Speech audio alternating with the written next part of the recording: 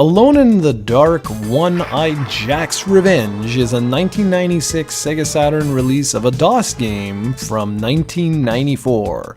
It's actually from 1993 as it was developed in Europe, but 94 is when it got released in North America. The game was also released on the original PlayStation more or less at the same time as the Saturn version. Now I'm gonna come clean right now. I absolutely hate this game. I picked it up for around $10 in 1997, and back then I felt like I got ripped off.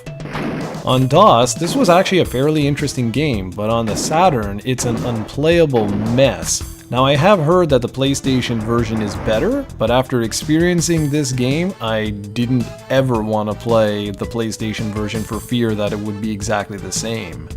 Alright, so let's begin by talking a little bit about the story. You take on the role of Detective Edward Carnaby, who's trying to locate a kidnapped child from Captain One-Eyed Jack and his zombie pirate gang. I kid you not, this is your mission. Remember that this series was the pioneer for the survival horror genre, but I'll tell you, by looking at this game, you sure would not know it. Outside the story, everything else falls apart. Even back when this was released, I could not stand the way this game played. And today, it's even worse. It uses Resident Evil's tank controls, so up on the D-pad is always forward.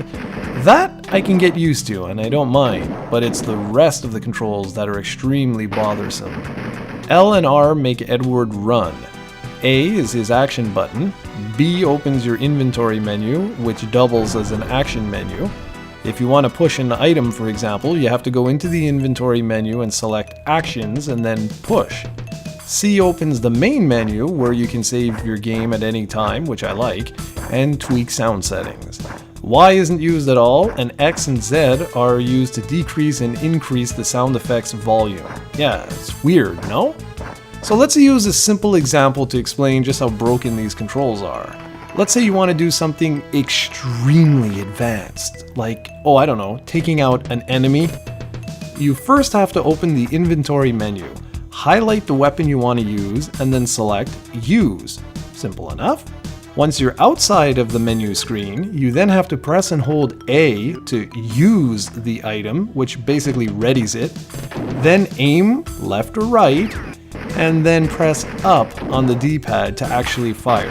Yes, you heard me right, up on the D-pad. Because, you know, why not? That's completely natural, isn't it? Let's not use any of the other buttons on the controller for anything useful, because, you know, it's extremely important to have the sound effect volume going up and down instead of, I don't know, like an action button, a real action button. You don't even have access to a heads-up display letting you know how much health or ammo you have. Now, Resident Evil did the same thing, but at least you could go into the options screen and check on your health. Here, you can only see how much ammo you have left. The only way to know that you're about to die, or at least as far as I know, is when Edward says he's not feeling very good. Personally, I think he's not feeling good because he's been trapped in this game for 20 years. Outside the combat, the gameplay is much like a typical adventure game. You locate items, combine them together, and proceed through the game by any means necessary, solving puzzle after puzzle. You might come up to an altar where you have to use a special card or move an object out of the way, flip a switch, and exit via a secret passage, stuff like that.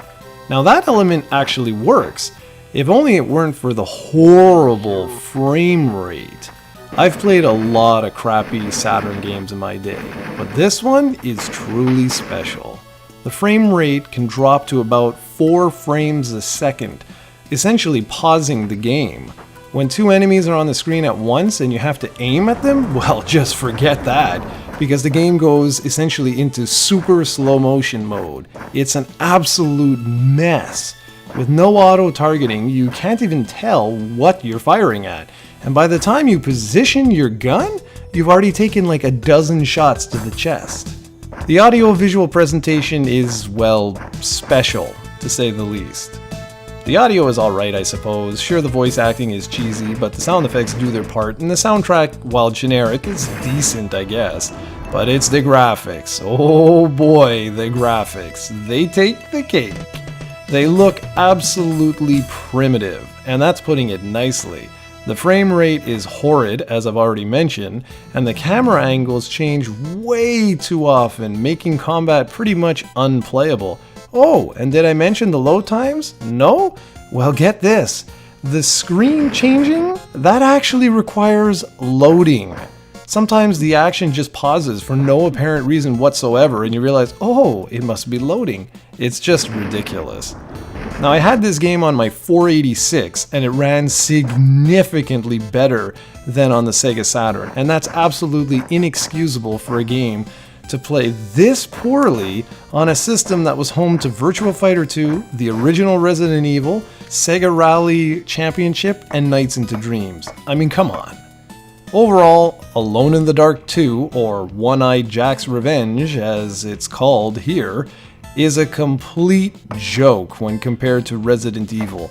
Honestly, you would think that this was released a generation before Resident Evil. For those that have played the PS1 version, drop me a comment and let me know if it's as horrible as this one. It absolutely blows my mind that this game was allowed to get released in its current state. Stay very far away from Alone in the Dark.